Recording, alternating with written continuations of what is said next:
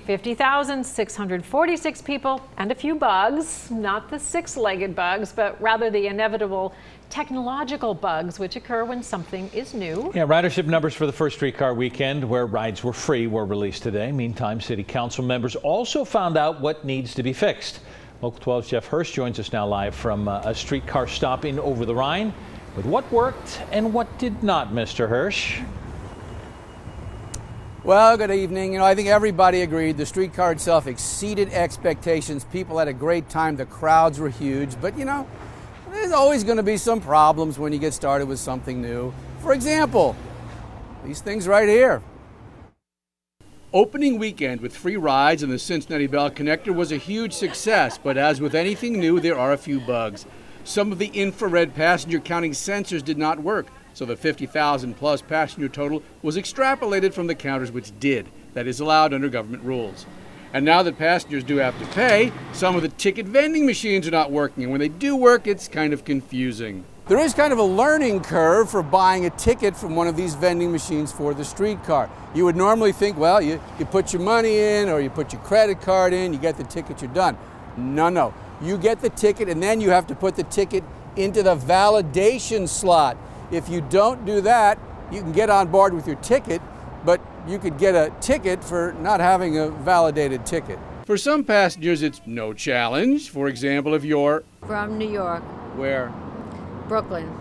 All right, so you're from Brooklyn. Riding mass transit is no big deal to you, right? Piece of cake. Or you can always use your phone. I am using the app, and I was told that you could either use the app or you could use the machine. So trying to impress my kids and be tech savvy. Actually, you might need to be more tech savvy, at least at first, to use the machine. Validation puts a time stamp on the ticket. You got a ticket, but do you know why you're not finished yet? Because you're standing here, bro. No, that's wrong. You need to get the ticket validated. You know what that means? No, I'm finding out. This is the first time I've tried it.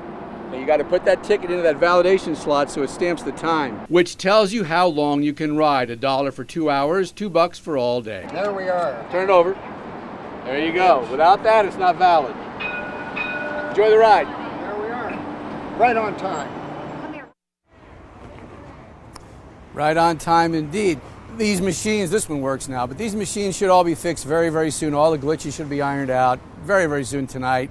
Tomorrow. What they're saying is if you go to a machine that doesn't work and you get on board and you don't have a ticket or it's not validated, they won't give you the $100 fine right now. There's a learning curve, they admit. They got to get these things working, and then they'll be lenient, but they'll keep an eye on it. They're not going to let you cut any slack forever, but it's not obvious, honestly. Validation is common in Europe. It's not common here, at least not in Cincinnati. It is now. One more thing.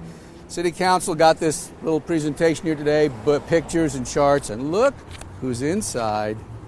There's photographer Larry Deal from Local 12 News and reporter Brad Underwood. So they make the streetcar calendar. No, it's not the calendar. They're in it. This will work. It will. Trust me. It took me a while to figure it out, but I got it. If you bring that back, I'll bet you can get it autographed. Let me ask you this, Jeff. I think so, I will. Would they even think about moving the validation to on the streetcar rather than on the machines outside? Would that make it easier? No, I think it wouldn't, because this way you'd have to get online, you need more employees, you just do it here. It's not hard once you figure it out. Once you do it once, you go, oh, that makes sense. All right. But it puts a timestamp on it, because if there was no timestamp on it, you could pass that ticket along to everybody for months. Gotcha. Jeff, thanks very much, and good luck on your autographs. The 3.6-mile streetcar loop connects the banks downtown with just north of Findlay Market and over the Rhine.